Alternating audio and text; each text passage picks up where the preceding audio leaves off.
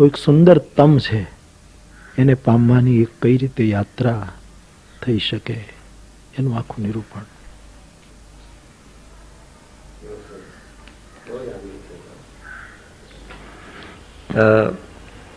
થોડી અંગત વાત કરું તો 67-68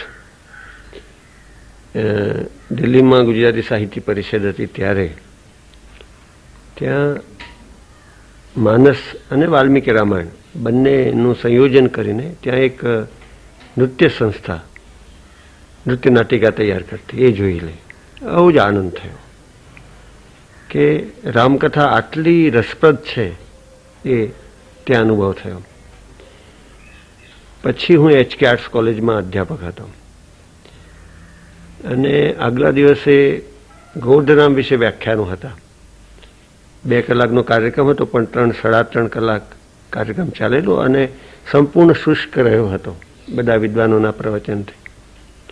હવે એ તો અમે ટેવાયેલા એ શુષ્કતાથી, એનો બાદ નહોતો. પણ બીજા દિવસે ઈશ્વર પેટલીકર પણ હતા અને આપ કંઈક વિદેશથી આવવાના હતા અને કંઈક આવવાને કારણે વિલંબ પણ થયેલો. અને HK આર્ટ્સ કોલેજના મેદાનમાં નહીં, પણ મેદાન અને પહેલો માળેની વચ્ચે એક જગા હતી, ત્યાં બેઠક બનાવેલી આપની અને આપનું પ્રવચન. તો એ મેં ઊભા દૂરથી સાંભળેલું. અને પછી એક પુસ્તક વાંચ્યું, સમર્પિત જીવનના આચાર્ય હનુમાનજી. ત્યારે મને થયું કે અરે આ પાત્ર આમ તો ગૌણ પાત્ર લાગે એવું એ રીતે જ ઘટાવેલું રામકથામાં, પણ આ આચાર્ય છે અને સમર્પિત જીવનના આચાર્ય છે અને આટલો મહિમા છે. તો એ પુસ્તક વાંચતા એની એક પ્રતીતિ થઈ. મને લાગે છે કે આપના જે પ્રદાન છે વિવિધ પ્રકારના, એમાં આ હનુમાનજીનું પાત્ર આપે જે સમજાવ્યું છે એ પણ એક મોટું પ્રદાન છે. તો એ વિશે પણ ટૂંકમાં થોડીક વાત કરો તો બહુ આનંદ થશે.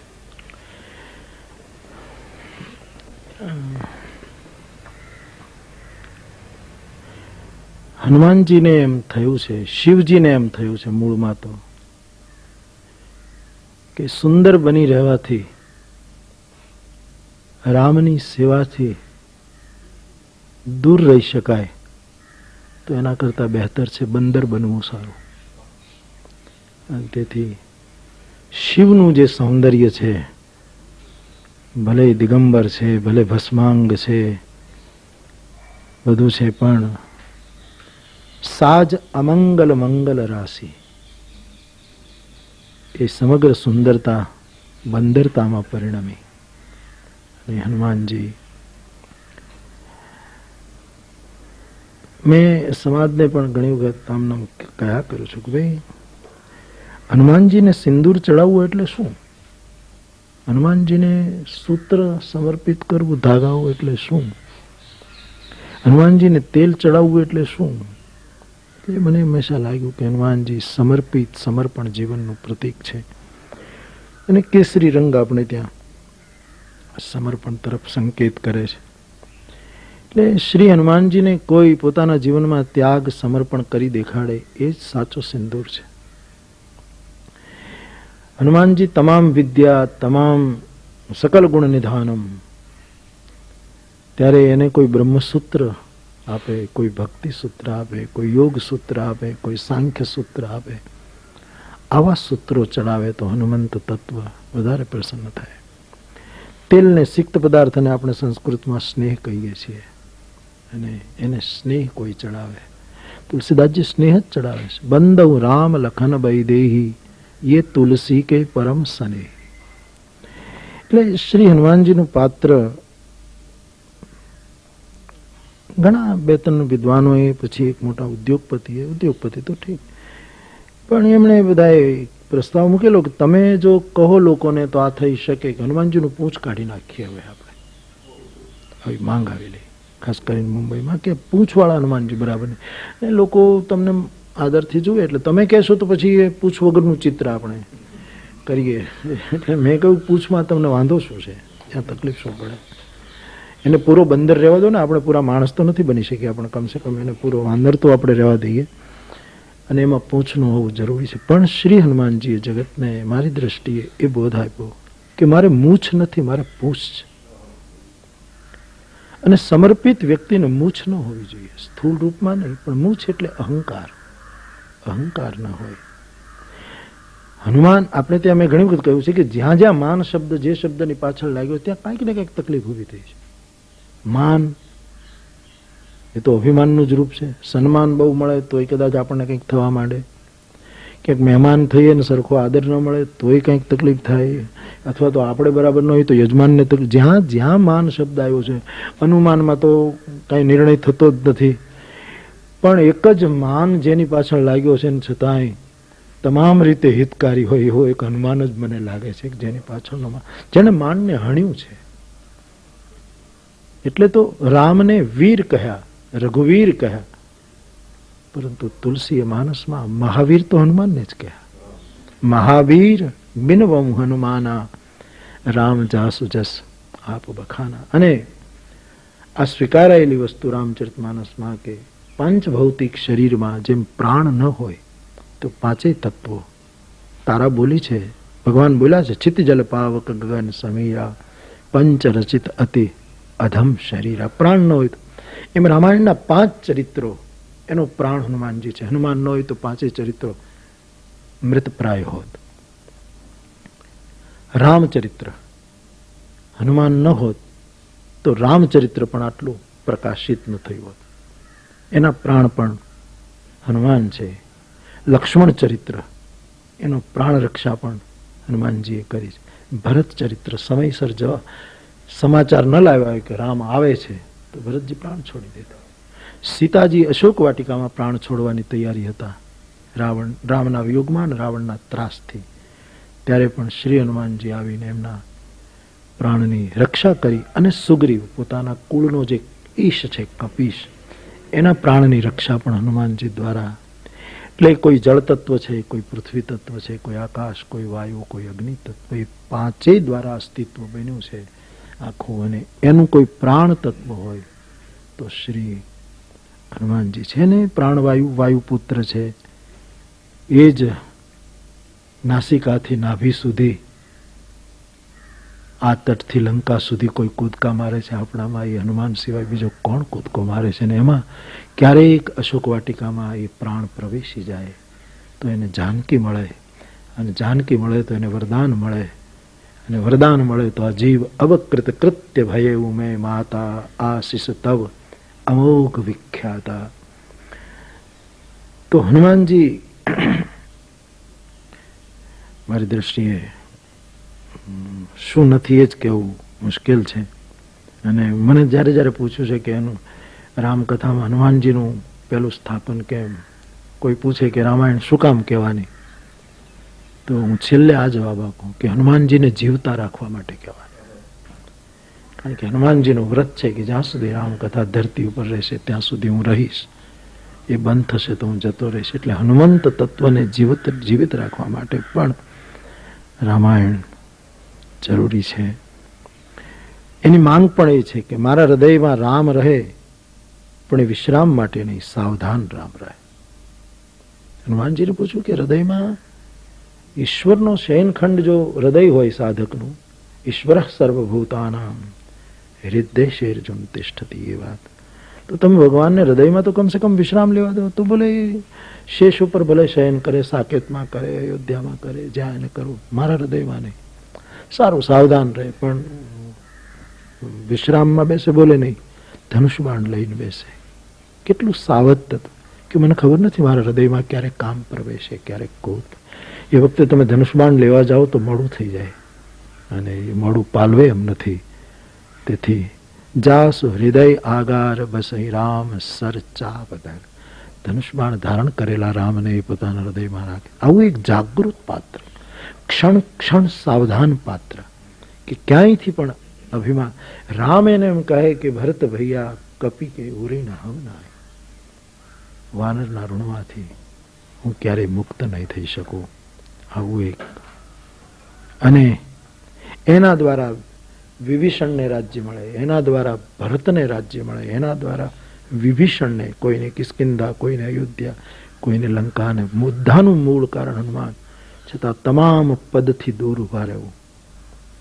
કોઈએ પૂછ્યું કે તમે ત્રણેય પદનો કેમ ત્યાગ કર્યો, એકાદ પદ સ્વીકારો? ત્યારે કહ્યું કે હું લોભી છું, સ્વાર્થી છું, મને એક પદમાં તૃપ્તિ નથી, મારે બે પદ જોઈએ, અને એ બે પદ મારા રામના, એ બે પદ મને મળે, અને તેથી પૂરતો મારું તિર્યસ્ય તમ વંદે રઘુનંદન. ક્ષણે ક્ષણની ધન્યતા અનુભવાય છે. આપ તો એ અનુભૂતિમાં હંમેશા છો, તથા દરમિયાન કે પછી પણ આપના સાનિધ્યમાં રહેનારા પણ કેટલા ભાગ્યવાન પણ ધન્યતા અનુભવતા હશે. તો એની પરાકાષ્ઠારૂપ પ્રસંગો બન્યા હશે, ધન્યતાની અદ્ભુત ક્ષણો આવી હોય એવા કોઈ પ્રસંગ. પહેલું તો આપને ખબર છે, આપણા એક વડાપ્રધાનને અમેરિકામાં પૂછવામાં આવેલું કે તમને મોસ્કો ગમે કે વોશિંગ્ટન ગમે? આવો એક માર્મિક પ્રશ્ન પૂછવામાં આવેલો. ત્યારે એમણે કહેલું કે મને દિલ્હી ગમે, મને ભારત ગમે. એ જવાબ મને ગમેલો. એમ મને કોઈ પૂછે કે તમને ક્યાં ગમે, તલગાજરડા ગમે જ, એ તો સવાલ જ નથી. પણ મને કોઈ પૂછે તો એમ કહી શકું કે મને જ્યાં રામકથા હોય ત્યાં ગમે. રામકથામાં પણ ભલે બે જ શ્રોતા હોય, જે મારા જૂના શ્રોતાઓ હતા, કે પછી 2000 હોય કે 2 લાખ હોય,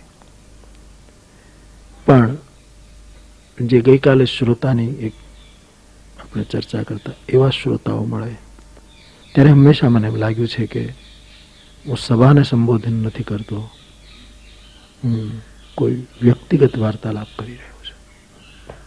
આવું મને પણ અનુભવાયું અને શ્રોતાને પણ અનુભવાયું. પ્રસંગોમાં, કથામાં એવું થાય છે કે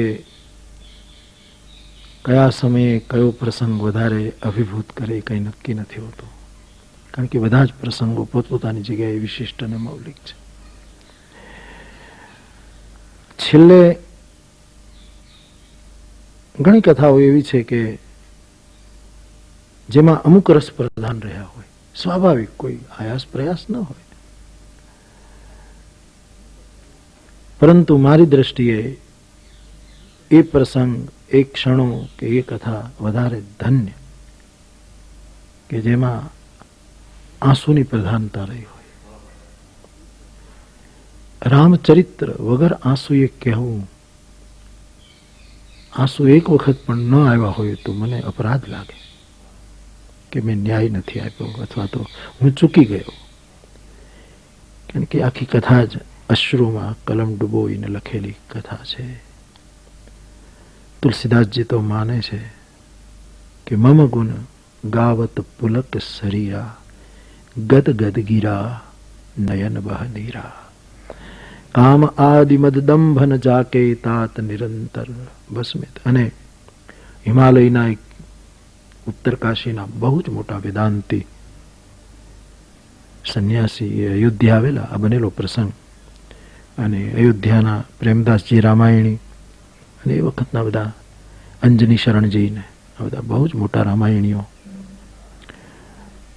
એમાં આ વેદાંતીને એમ થયું કે હું પણ વેદાંતની સાથે રામચરિત પણ કહી શકું છું. એમનો 1 મહિનાનો રામકથા ઉપરનો કાર્યક્રમ, અને બહુ મોટું નામ. એટલે અયોધ્યાના તમામ રામાયણીઓ એને સાંભળવા આવે, અને બહુ સરસ રીતે વેદાંતની રીતે બધા શાસ્ત્રોનો સમન્વય કરીને રામને પ્રતિપાદિત કરતા હતા ચોપાયો. 30મે દિવસે અભિનંદન સમારંભમાં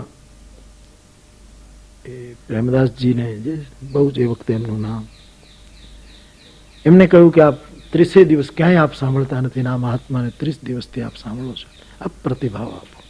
એને ના પાડી કે નહીં. લોકોએ બહુ આગ્રહ કર્યો, 2 શબ્દ પણ બોલો. અને પંડિત સ્વામીજીને કરું કે આ મહાપુરુષ બોલે તો એ મારા માટે બહુ સારું ગણાશે. પછી બહુ થાય ત્યારે ઊભા થયા છે અને એમણે કહ્યું કે મને સ્વામીજી પણ માફ કરે ને આપ સૌ મને માફ કરજો. હું પણ તમારો શ્રોતા છું એટલે આવું કહેવું મને બરાબર લાગતું નથી. મને ગમ્યું તમારું રામકથા ઉપરનું, એટલે તો હું 30 દિવસ બેઠો, પણ આને કથા ન કહેવાય.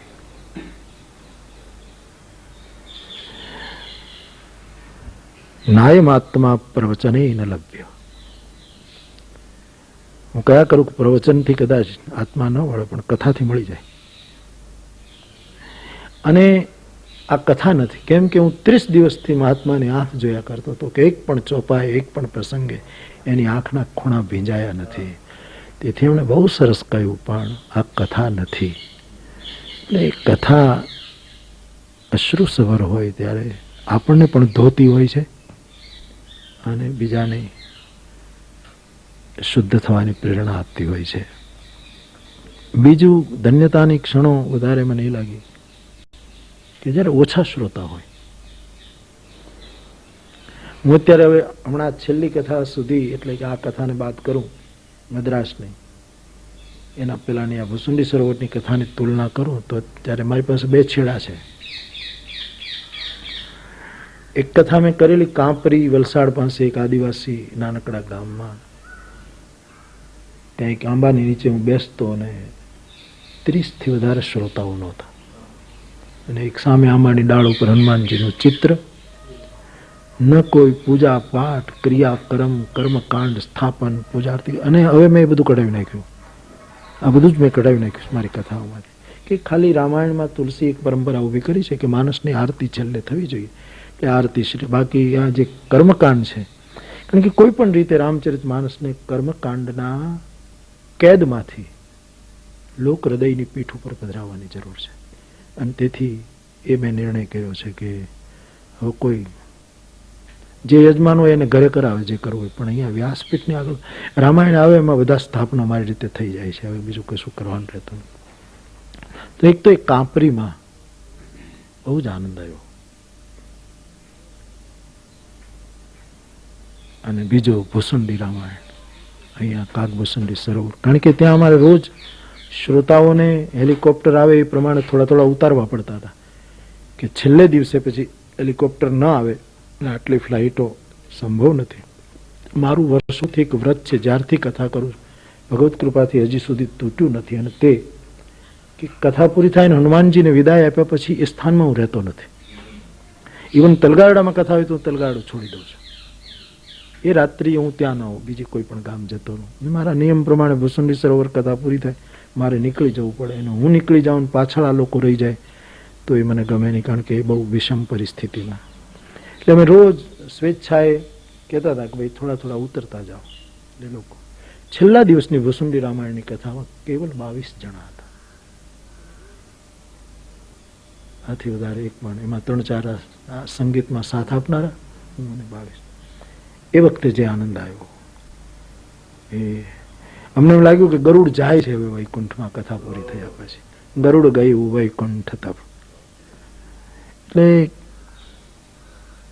ક્ષણ ક્ષણ નવ અનુરાગ જેવી પરિસ્થિતિ રામકથાના પ્રવાહમાં મારી રહી છે. પણ કોઈ કોઈ ક્ષણો બહુ જ વિશેષ હોય. એમાં ક્યારેક મારો એ પ્રયોગ પણ મને વધારે આનંદ લાગે છે, જ્યારે હું બોલતા બોલતા શ્રોતાઓને બોલાવું છું,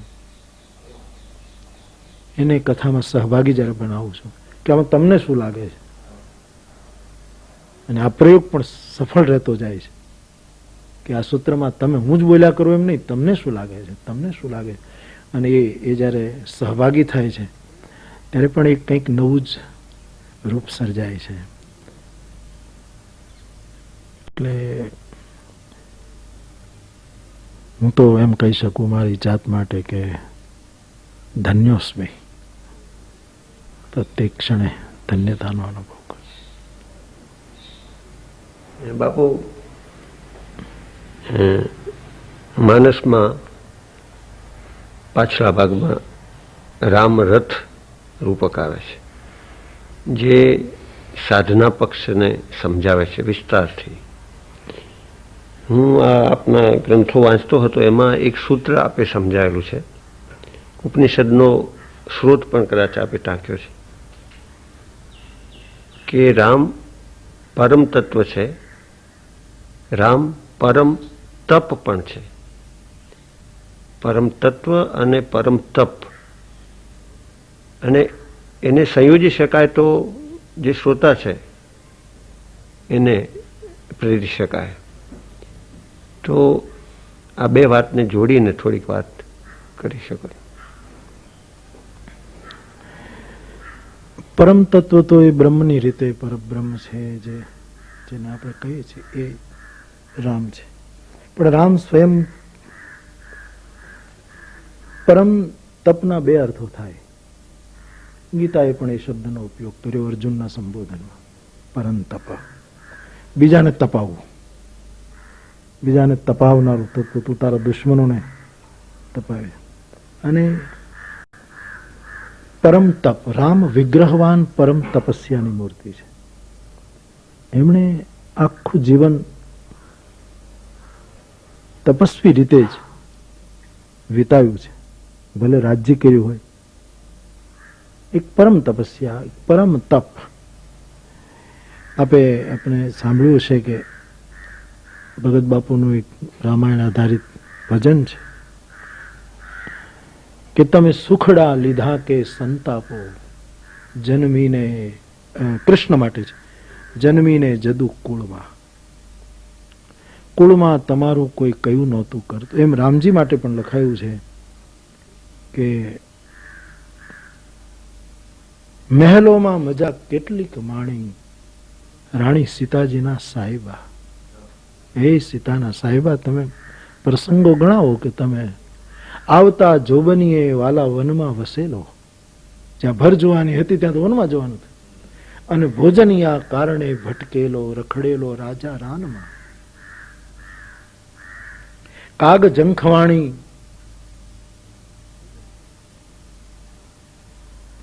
જોગી તારી ઝૂંપડી, એવા કંઈક શબ્દો છે સીતાના અપહરણ માટે. હરી ગયો લંકાનો સ્વામી જંખવાણી, તેદી તારી ઝૂંપડી. આવા એટલે કે મેં ગઈકાલે કદાચ કહ્યું કે કોઈ પણ સમસ્યાનો ઉકેલ હંમેશા તપસ્યામાંથી નીકળતો હોય છે, અને ભગવાન રામ એક તપસ્યાનું જીવંત સ્વરૂપ છે. એટલે જ ભગવાન રામ એમ કહી શકે વિભીષણને કે મહા અજય સંસાર રીપુ જીતી શકે સૌવીર. આ સામાન્ય લડાઈઓ તો જીતી શકાય લક્ષ્મણ, પણ મહાન અજય સંસાર રૂપી શત્રુને જીતવા માટે જેની પાસે ધર્મરથ હશે એ જ. અને પછી ધર્મરથનું રૂપક બહુ સુંદર, અતિ સુંદર રીતે એને વર્ણવ્યું છે.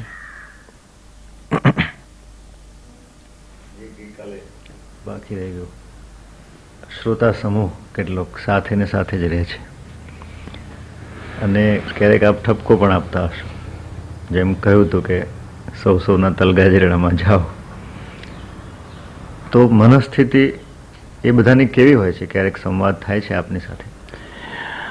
હા, અમુક 200-300 ભાઈ બહેનો દેશના જુદા જુદા પ્રાંતમાંથી, એ લગભગ દરેક કથામાં હોય અને વર્ષોથી હોય છે.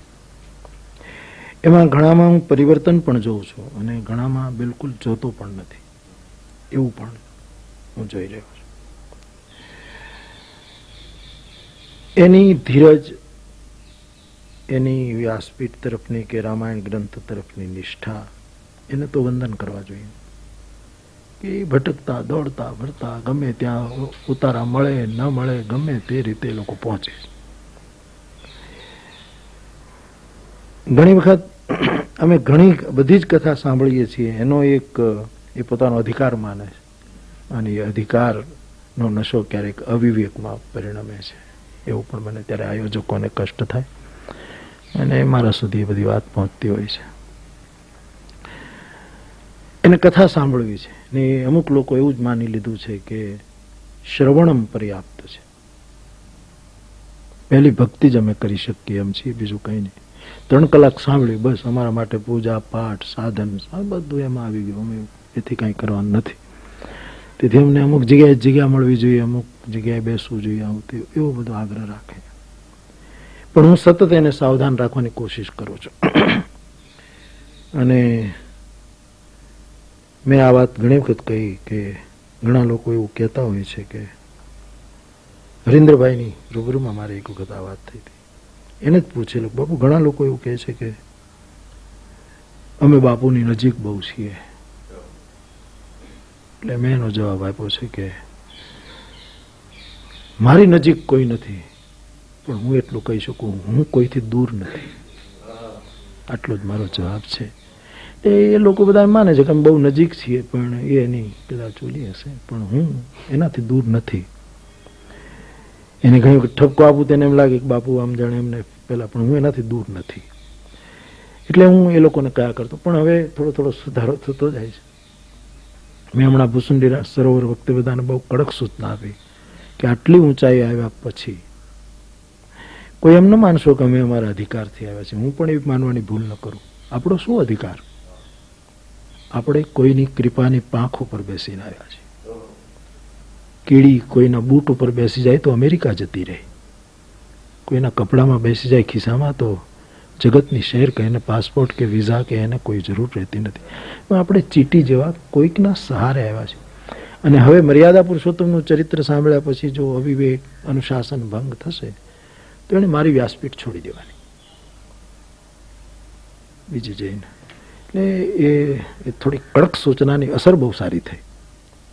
એ બધાના આગ્રહો છૂટી ગયા અને થોડુંક કરવા માટે થોડુંક કંઈક કરે. કથા સાંભળીને ઘરે જઈને પરિવારનું જીવન સુધરે, પોતાનું થોડું ઘણું સેવા થાય. લોકો કારણ કે પુસ્તક કેવલ બુદ્ધિમાં રહે અને હાથમાં ના આવે, કર્મમાં ના આવે તો કંઈ બહુ પરિણામ. પણ એટલું ચોક્કસ કે વાયા હૃદય હાથમાં આવવું જોઈએ તો શાસ્ત્ર શાસ્ત્ર રહે છે. પણ વાયા હૃદય ના આવે તો શાસ્ત્ર પણ ઘણા ધર્મોમાં શસ્ત્ર બની ગયું છે. કારણ કે હૃદય દ્વારા એ નથી આવ્યું, સીધું એમને આવ્યું. અને તેથી ઘણા ધર્મોએ શાસ્ત્રને શસ્ત્રના રૂપે જોયું છે. આપણા શાસ્ત્રો શ્રોતા અને વક્તા માટે વાયા હૃદય હાથમાં આવે છે. કરતલગત આમલક સમાના. હમણાં પહેલાની જેમ આપણા હાથમાં ઋષિઓને કર્મમાં ઉતરતું હતું.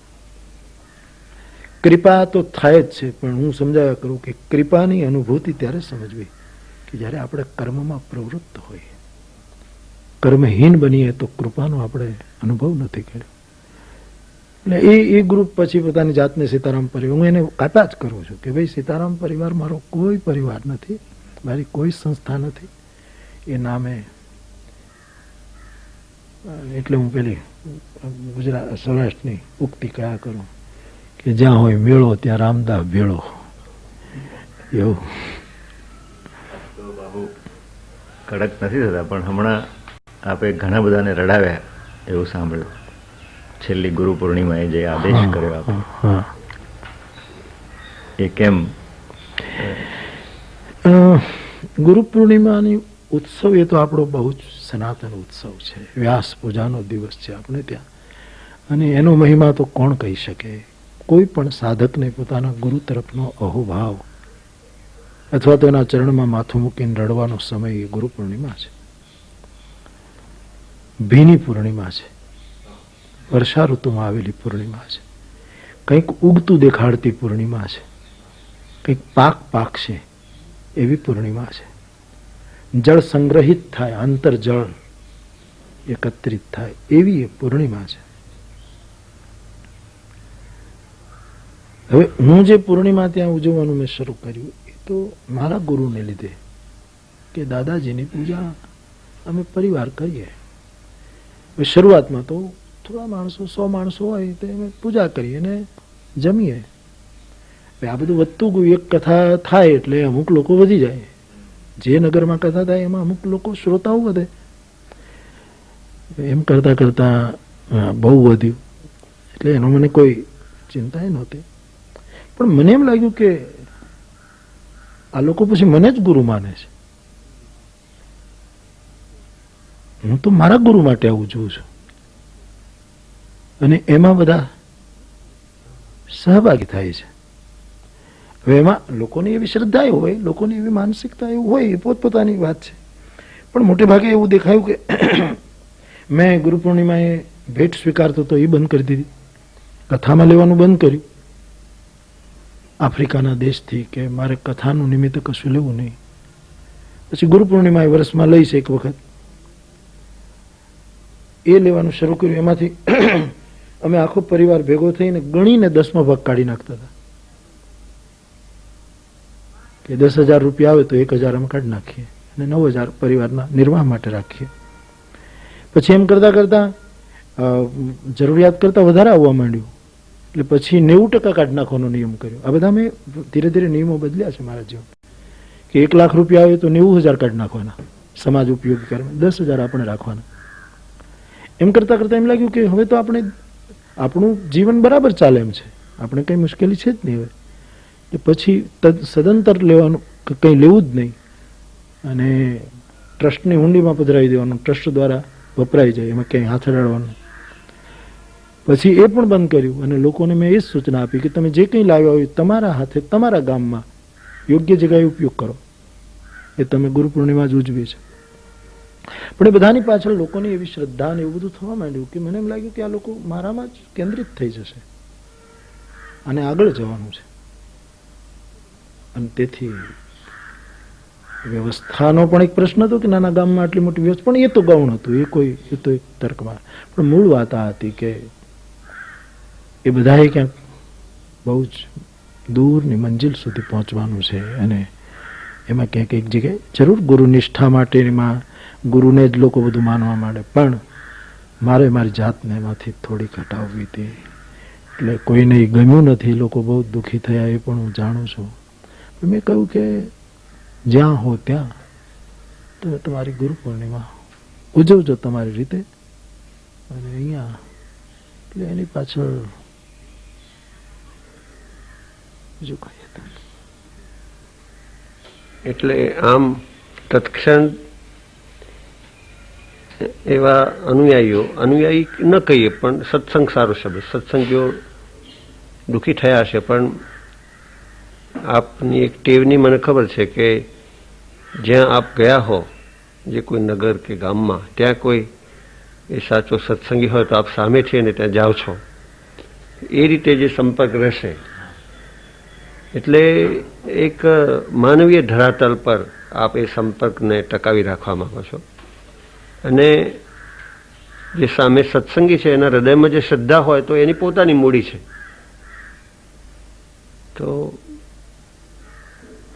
એ જે આપનો નિર્ણય છે તે બહુ અઘરો નિર્ણય છે, અને સૌથી અઘરો ભાગ તો એ છે કે યશ છોડવો.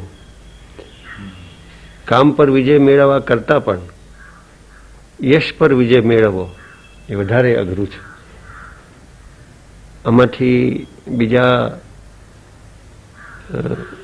ધર્મગુરુઓને પણ પ્રેરણા મળી શકે એવી ઘટના છે. હમણાં આપે એક વાક્ય કહ્યું કે કેટલાક લોકો શાસ્ત્રનો પણ શસ્ત્રની જેમ ઉપયોગ કરે છે. હવે એ કરુણ પણ છે ને રમૂજી વાત પણ છે, અને છેવટે તો એ શાસ્ત્ર જે છે શસ્ત્ર તરીકે નિષ્ફળ જાય છે. પણ જે આટલા વર્ષો આપે રામકથા દ્વારા કામ કર્યું, એમાં જેમ શ્રી રામે ભેદ નથી કર્યા, તુલસીદાસે પણ ભેદ નથી કર્યા, એમને પણ જે ભાષા રચી તેમાં બધા જ પ્રકારના શબ્દો આવ્યા છે. એમ આ ત્રણ આપણા ભક્તિ માર્ગ પર ભાર મૂકતા શૈવ ધર્મ, જ્ઞાન માર્ગી પણ છે ને ભક્તિ માર્ગી પણ છે, શૈવ ધર્મ, વૈષ્ણવ ધર્મ અને માધવ છે એટલે કહું કે રામાનુજ ધર્મ. તો એની વચ્ચે તો સમન્વય આપણા કુટુંબમાં જ છે, એટલે એમાં કંઈ બહાર જોવા જવાનો સવાલ નથી. પણ બીજા ભારતીય ધર્મ સંપ્રદાયો અને ભારતમાં મહેમાન તરીકે આવેલા અને પછી અહીંના સ્થાયી થયેલા એવા ધર્મો, એ બધા ધર્મોના ઉપાસકો સાથે એક આત્મીયતા, એક કુટુંબ ભાવ આપ અનુભવો છો, અને એ વ્યક્તિઓ પણ અનુભવે છે. જેમ કે આપના ગાયક વૃંદમાં એવા મિત્રો રહેલા છે જે બધી વ્યવસ્થાના કામમાં પણ મળે અને આપણને આનંદ થાય એવા. તો આ જે વસ્તુ બની છે એ શક્ય છે કે સહજ રીતે બની હોય, પણ હું માનું છું કે આપ ગામમાં ઉછર્યા અને ગામમાં આ ભારતીય ગામડામાં આ વસ્તુ સહજ છે. હું પહેલી વાર કચ્છમાં ગયો ત્યારે મને આનંદ એ થયેલો બાબુ કે અસ્પૃશ્યતા જેવું લાગ્યું નહીં મને.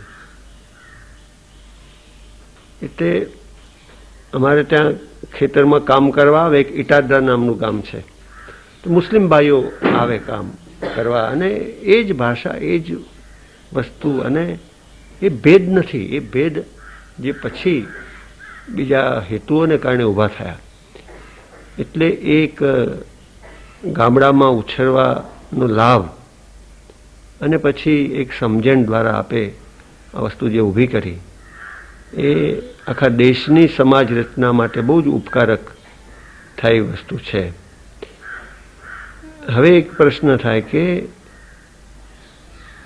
વિવિધ ધર્મોમાં રહેલું તત્વજ્ઞાન જે ઈશ્વરના સાક્ષાત્કાર કે ઈશ્વરનો અનુભવ એમાં લઈ જાય, તો એવી કઈ બાબતો ઉપર અથવા એવા કયા કયા દ્રષ્ટિબિંદુ ઉપર ભાર મૂકીને આ બધા ધર્મોમાં રહેલી એક વસ્તુને ચીંધી શકાય?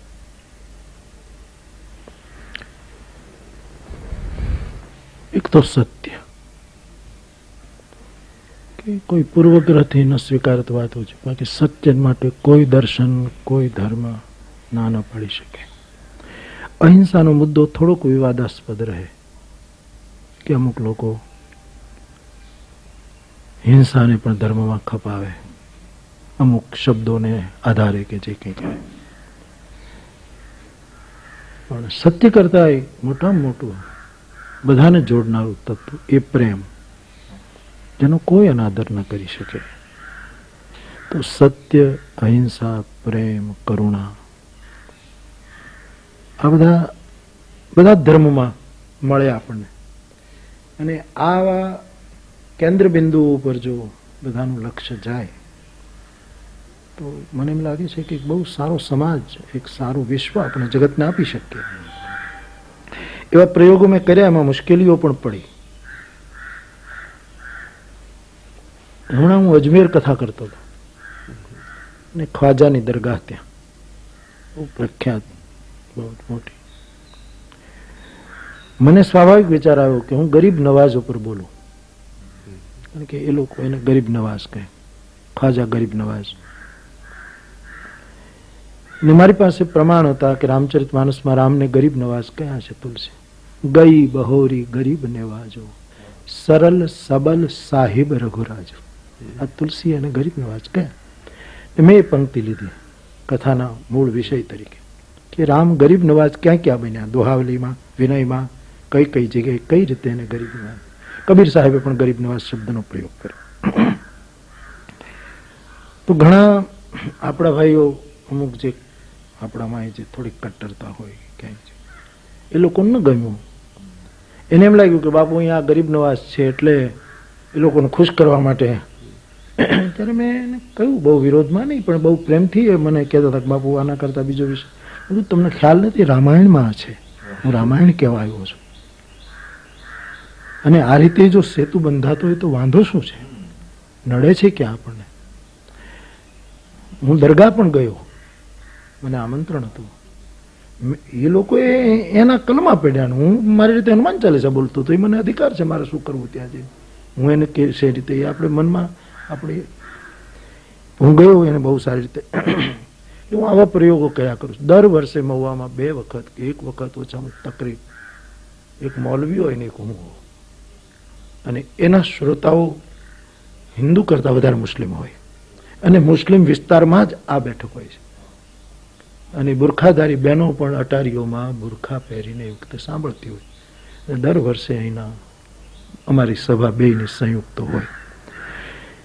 બહારના પ્રદેશોમાં પણ મોહલ્લા મૌલવીઓને મળવાનું મને થાય, ફકીરોને અને સૂફીઓને ખાસ કરીને વધારે મને મળવાનું થાય. એટલે આ રીતે એક પ્રયાસ ચાલે છે. પણ એક વસ્તુ મેં જોઈ, એનું મને દુઃખ નથી, ચિંતા જરૂર, કે જેટલો ઔદાર્ય આપણે રાખીએ છીએ એટલી ઉદારતા આપણે સામે નિહાળી શકતા નથી.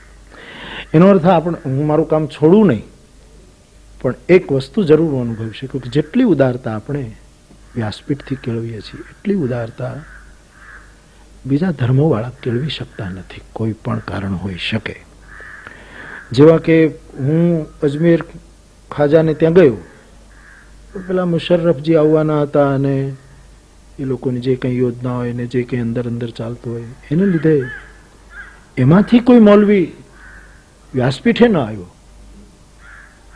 એટલે આ જે તૂટે છે, અહીંયા તો હું બહુ જાહેરમાં બોલું છું, મારી કેસેટો પણ પછી એ લોકો બહુ લેતા હોય, જાહેરમાં જ કહું છું કે મૌલાના તમે ને હું અત્યારે સભામાં જે રીતે બોલીએ છીએ એ જ રીતે જ્યારે આપણું અંગત ગ્રુપ મળે ત્યારે જો બોલીએ ને તો આનો નિવડો બહુ સરસ આવી જાય. પછી આપણે જ્યારે અંગત હોઈએ છીએ ત્યારે કંઈક જુદું જ બોલીએ છીએ, એ આપણે એક મંચ ઉપર દંભ ન કરી શકીએ આપણે જે કહેવું હોય એ.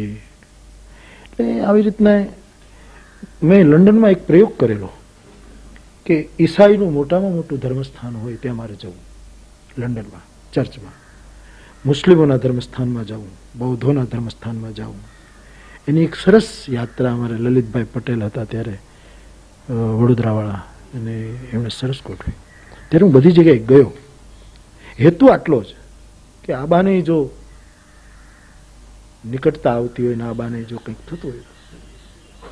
ઈસાઈઓના ત્યાં ગયો, મુસ્લિમોને ત્યાં ગયો ત્યારે તો એ લોકોએ મને એમ કહ્યું કે તમે નમાઝ પઢશો, અને એ વખતે અમદાવાદમાં હિન્દુ મુસ્લિમની તકલીફો શરૂ થઈ. એ જ મુદ્દા એણે ઉઠાવ્યો કે અમદાવાદમાં અમારા ભાઈઓ. મેં કીધું એ ચર્ચા કરવા હું નથી આવ્યો, હું તો એક ધર્મસ્થાનમાં આવ્યો છું અને હું બધાને આદર આપું છું એટલે આવ્યો છું.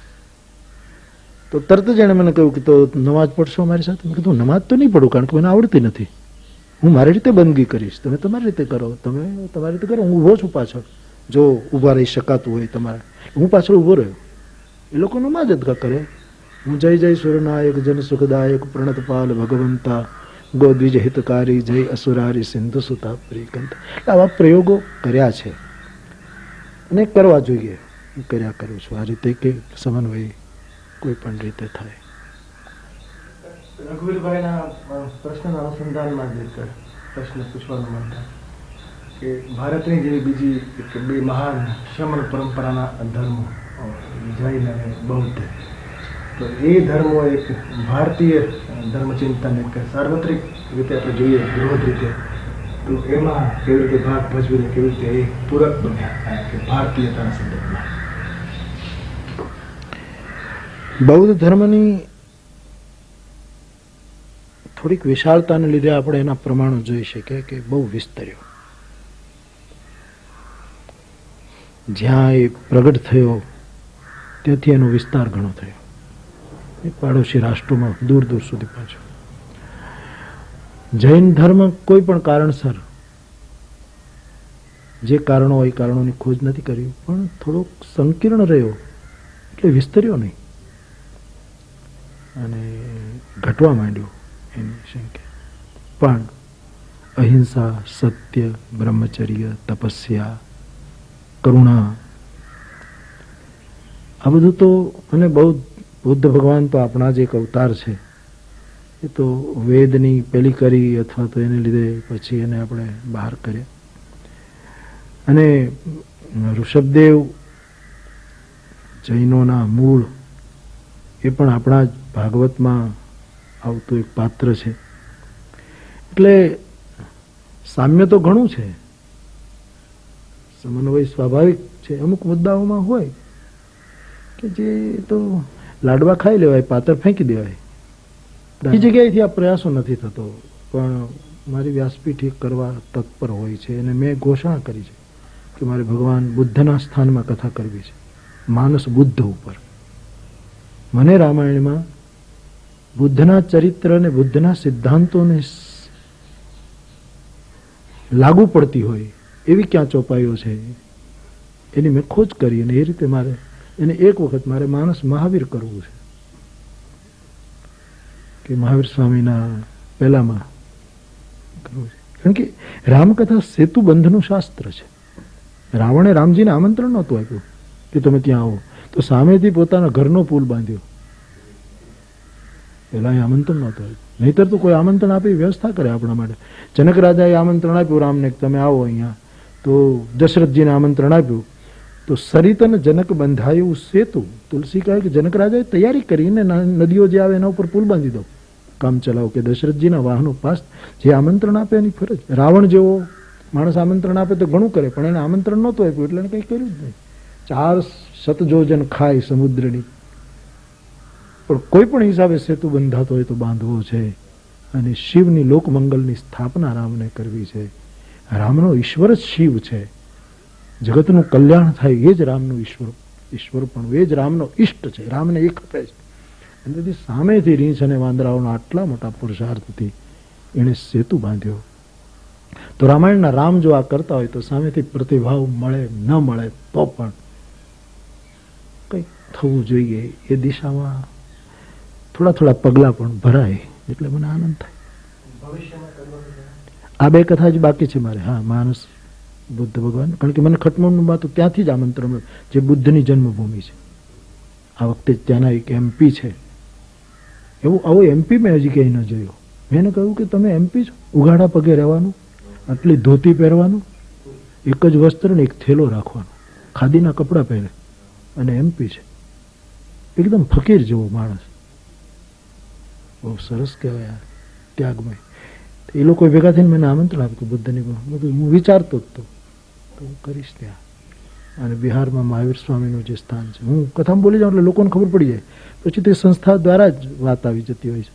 એટલે મારા મનમાં એક મનોરથ ખરો કે હું એ જગ્યાએ પણ કહું, અને રામાયણમાં એને મળતી વાત હોય એ રીતે કહું, તુલસીના પેલા દ્વારા.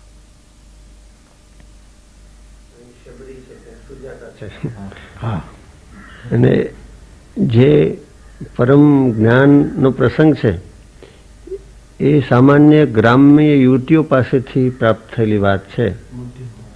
હા, કે એ વહેલી સવારે ગોવાલણો જતી હતી અને વાતો કરતી હતી સંગીતની. બાપુ કે પેલા કે તાર બહુ ખેંચ્યા એટલે તૂટી ગયા, એમના ઢીલા હતા એટલે બરોબર વાગ્યા નહીં. આ તે સાંભળ્યું અને એમાંથી જે સમ્યકની વાત, એ બુદ્ધને પણ એને એ પોથીનો સંબંધ નથી, એને પોતાના જ અનુભવની વાત છે. અને આપણા દેશમાં જે પરમ તત્વના અસાધારણ આવિષ્કારો થયા એમાં એ બુદ્ધ એ મોટો આવિષ્કાર છે. આપના આશીર્વાદથી મારે એક કામ કરવાનું છે બાબુ, તે બાહુબલી ઉપર લખવાનું છે. જે બાકી કામો છે એમાં આ છે. તો ભરત બાહુબલી બંને મહાન યોદ્ધાઓ, અને પછી સવાલ આવ્યો કે બેમાં કોણ મહાન? તો વિવેક એમને જુઓ કે સેનાઓ બંને પાસે, પણ સેનાઓ ન લડે, હિંસા થાય ને તો દ્વંદ્વ યુદ્ધ 2 જણા કરે. અને ભરતે જરા ઉતાવળમાં નિયમનો ભંગ કરીને ખોટો પ્રહાર કર્યો બાહુબલી પર, એટલે આને ક્રોધ વાપી ગયો. આમે બહુ શક્તિશાળી છે એટલે એનો હાથ ઉચકાયો મુષ્ટિ પ્રહાર માટે, અને જો એ પ્રહાર થયો હોત તો ભરત ધરાશાયી થાત. એ હાથ ઉચકાયો અને અડધે આવ્યો ત્યાં બાહુબલીને પ્રશ્ન થયો, શા માટે? શા માટે? છોડીને ચાલે ગયા, બધું જ છોડી દીધું. તો એ જૈન ધર્મની કદાચ સૌથી મોટી ક્ષણ આ છે. એટલે કર્ણાટક વગેરેમાં તો ઘણું સાહિત્ય પણ છે, થોડો સ્વાધ્યાય થાય તો આ પણ કરવું છે. તમે કે પૂછવા માંગતા? તમે કીધું કે વચ્ચે એક પ્રશ્ન થયો કે આ શા માટે? પ્રશ્નનો એક બહુ મોટો મહિમા આપણે નચિકેતાથી માંગીને શ્વેત કેતુ હોય કે પછી હું કોણ, એવો એક અંદરનો પ્રશ્ન હોય કે યક્ષ પ્રશ્ન હોય. તો પ્રશ્ન, સમ્યક પ્રશ્ન, જિજ્ઞાસુ પ્રશ્ન, તો એના વિશે થોડું તમારી જાણવાની ઈચ્છા છે.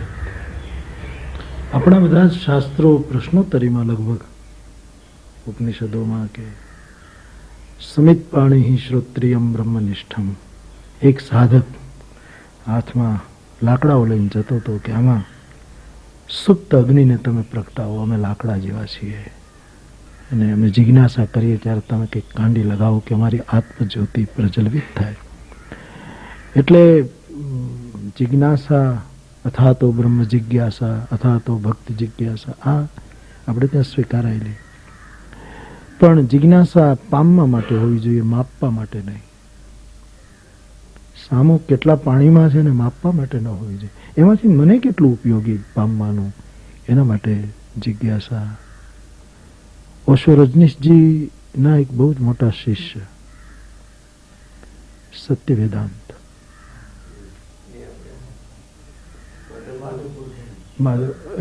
એ બ્રહ્મ વેદાંત કે સત્ય, એ બ્રહ્મ વેદાંત. અને સત્ય વેદાંત પેલી પ્રદેશની યુનિવર્સિટીના ચાન્સેલર પણ રહ્યા અને ગુજરાતી શરીર છે અને એમના બહુ જ, અને એમનું એ મહુવામાં પ્રવચન હતું. પછી વિનુભાઈ પણ તે દિવસે અહીંયા હતા. મારા ઘરે અમે બેઠા હતા. એ વિનુભાઈના સ્વભાવ પ્રમાણે એમણે એને પૂછ્યું કે તમારા ગુરુના વિશે બધું આવું બધું અનેક વાતો, એના વિશે કેમ બચાવ કરો, કઈ રીતે તમે એને બચાવ કરીશું? એટલે બહુ સરસ જવાબ આપ્યો કે મારા ગુરુએ બીજાની સાથે શું કર્યું મારે નથી જોવાનું, મારી સાથે એને શું કામ કર્યું એ મારે જોવાનું. વિશેષ કંઈ મારી જિજ્ઞાસા જોઈને, મારા પ્રશ્નો જોઈને એણે મારામાં જે ચેતનાને પ્રગટાવી છે એ મારે નિહાળવાનો. બીજાની સાથે એનો અધિકાર છે, એમાં હું એને કેમ કંઈ કહી શકું?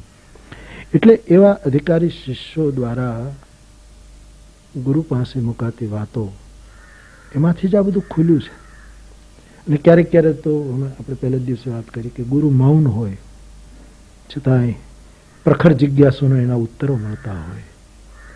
તમામ સંશયો દક્ષિણામૂર્તિની પદ્ધતિમાં તમામ સંશયો ક્ષીણ થતા હોય. એટલે આ એક પ્રથા આપણે રામાયણમાં તમે જુઓ, બધા જ પ્રશ્નોમાં જ કથા ચાલી. પાર્વતીએ પૂછ્યું પછી શિવ મુખર થયા, ભરદ્વાજીએ પૂછ્યું ત્યારે યાજ્ઞવલ્ક મુખર થયા, ગરુડે પૂછ્યું ત્યારે કાગભૂષુંડી મુખર થયા. એમ આ જ રીતે પાર્વતીએ કેટલા 9 પ્રશ્નો પૂછે, એમાં 9 દિવસનો રામાયણની કથાનો ક્રમ આવ્યો કે એક એક પ્રશ્નનો ઉત્તર એક એક દિવસમાં. અને પાર્વતી તો એમ કહે છે કે હું જો ખરેખર જિજ્ઞાસુ હોઉં તો મેં પૂછતા ભૂલી ગયું હોઉં, એવા રહી ગયેલા પ્રશ્નોના ઉત્તર આપવા એ પણ તમારું કર્તવ્ય છે. ગૂઢ અને પછી સૂત્ર કીધું કે ગૂઢ તત્વન સાધુ દુરાવય. સાધુ પુરુષ ગૂઢમાં ગૂઢ તત્વને છુપાવે નહીં. ક્યાં? આરત અધિકારી જહ પાવય. આર્ત જિજ્ઞાસુ, બે ભક્તોના લક્ષણો જેનામાં આર્તપણું ને જિજ્ઞાસાપણું પણ આવી ગયું, એવો મળી જાય તો પછી ખીલી જાય, ખુલી જાય. એટલે આ રીતે જિજ્ઞાસા કરવાનો. પણ આ મૂળ વાત આમાં પકડાવી જોઈએ કે માપવા માટે નહીં, પામવા માટે જવું જોઈએ. માપે કોણ? મને એક જણાએ પૂછેલું, આ તો બનેલી ઘટના છે, મુંબઈમાં જ પૂછેલું, વિનોદમાં પૂછ્યું છે કદાચ. મને કહે કે રામકથા તમે આટલા વર્ષોથી કરો છો, રામની ઊંચાઈ કેટલી હતી? આ સિવાય મારે બીજું એક જવાબ આપો તો તમે બસ ખરા. મેં કીધું તારી પાસે મારે ખરા થવા માટે આ બધું હું નથી કરતો, પરીક્ષામાં પાસ થવા માટે. પરીક્ષામાં પાસ થવું એ કોઈ મોટી વાત નથી. તો રામજીને ગણીએ તો રામાયણમાં ઘણી પરીક્ષામાં એ નિષ્ફળ જ ગયા છે, 0 માર્ક્સ. રાવણની પરીક્ષામાં જ નિષ્ફળ ગયા. સોનાનું મૃગની યોજના કરીને આવે ને રામ નિષ્ફળ જ ગયા રીતે. અસંભવો હેમ મૃગસ્ય જન્મ તથાપિ રામો દુર્લભે મૃગાય. એ નિષ્ફળ જ ગયા. રાવણે તો યોજના બનાવી, પરીક્ષા કરી જોઈ કે આ બ્રહ્મ છે બને, તો પ્રભુ નિષ્ફળ. ઈશ્વરને કોઈની પરીક્ષામાં પાસ થવું એમ પરમ સત્તા એ કોઈ પરીક્ષામાં પાસ થવા એ કોઈ એનું પ્રમાણ ન હોઈ શકે. મને કહે કે નહીં રામની ઊંચાઈ કેટલી? એટલે મેં વિરોધમાં જ એનો એવો જવાબ આપ્યો કે ભાઈ રામાયણમાં એની ઊંચાઈ લખી છે અને બિલકુલ નકશીખ લખી છે, તો મેં માપી નથી પણ લખી છે, તમે તમારી રીતે માપજો. એટલે મેં એમ કહેલું કે રામાયણમાં એવું લખ્યું છે પદ પાતાલ શીશ અજધામાં. એના પગ પાતાળમાં છે અને મસ્તક બ્રહ્મલોકમાં છે. તમે માપીને મને પત્ર લખજો. હજી સુધી પત્ર આવ્યો નથી. એટલે પામવા માટે પૂછાય તો શાસ્ત્રો બને, ને માપવા માટે પૂછાય તો પછી એમાંથી સંઘર્ષ જન્મે. એમાંથી ખાલી તર્ક કરતા કુતર્કો.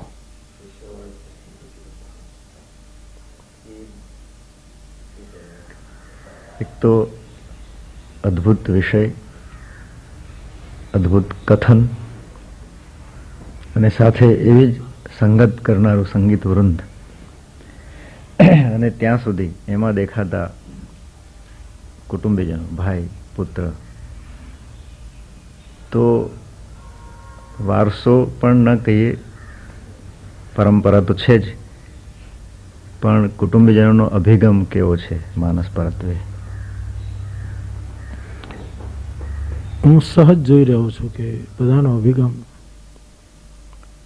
રામ ભજન કરવું એવો છે. વક્તા થઈને અમારી પરંપરામાં ગાદી ઉપર બેસવું એવો કોઈનો અભિગમ નથી.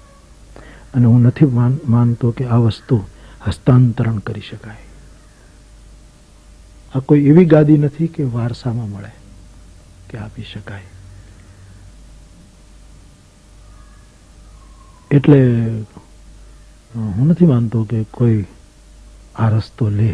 સ્વાભાવિક લે તો મને કોઈ વાંધો નથી, પણ જેમ સ્વાભાવિક મારા ઉપર કૃપા થઈને હું બોલવા માંડ્યો, એના પહેલા કોઈ પિતાજી નહોતા બોલતા, દાદાજી થોડું બોલતા હતા, એમ પછી પણ, કારણ કે મને ખબર છે કે આ બહુ કઠિન કામ છે, એટલા માટે મેં એને વ્યાસપીઠને ચિતા કીધી છે કે ચિતા ઉપર બેસવાનું અને ચિતામાંથી સોનું બનીને પ્રભુ એમને આપણને બચાવે એવું એક અઘરું.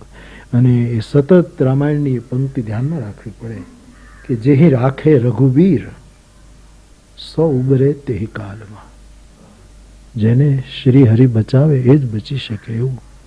એટલે કોઈના મનમાં એવું પણ નથી કે અમે આ, પણ રામાયણ અને ગીતાનો સ્વાધ્યાય અને રામ ભજન જીવનને ઉર્ધ્વ કરવા માટે જે જે વસ્તુ જોઈએ એવા તરફ હું બધાનું સહજ વલણ જોઈ રહ્યો છું. એનો મને આનંદ છે.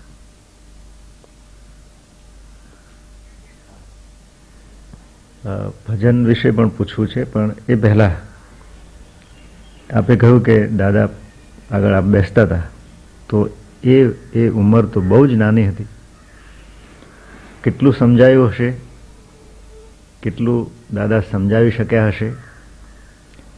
ચમત્કાર તો આપ સામે બેઠા છો એટલે એવું બોલી શકાય નહીં કે આ ચમત્કાર થયો, પણ કંઈક એવું છે. કેમ બોલી નથી? એમ કહીને બોલ્યો.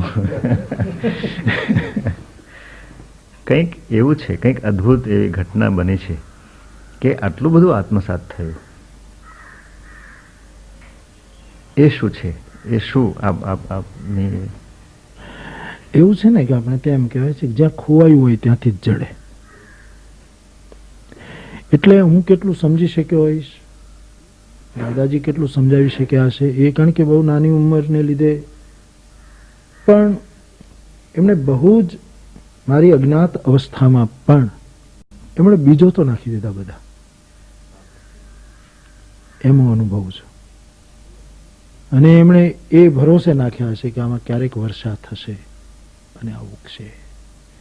અને ખેતરનો પાક જો 2 મહિને પાકતો હોય તો આ પાક કદાચ 22 વર્ષે પાકે, 52 વર્ષે પણ પાકે, 92 વર્ષે પણ પાકે, એવું બની શકે. એટલે મૂળમાં તો નાસ્તિ તત્વમ ગુરુ પરમ, એ જ વસ્તુ હું એને સ્વીકારીને ચાલું છું.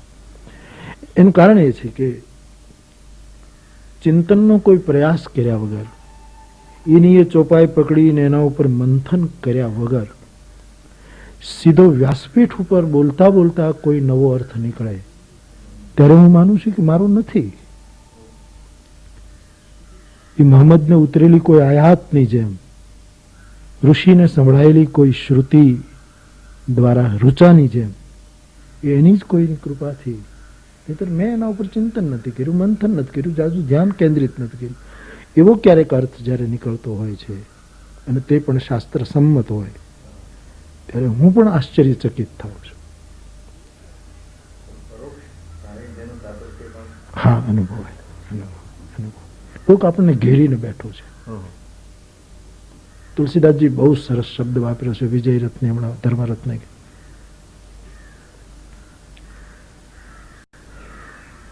કવચ અભેદ विप्र गुरु पूजा कवच अभेद विप्र गुरु पूजा एहि सम विजय उपायन दूजा एहि सम विजय उपायन दूजा। કોઈ અભેદ્ય કવચ ગુરુ બનીને આપણે ચારેય બાજુ કંઈક હોય એવું.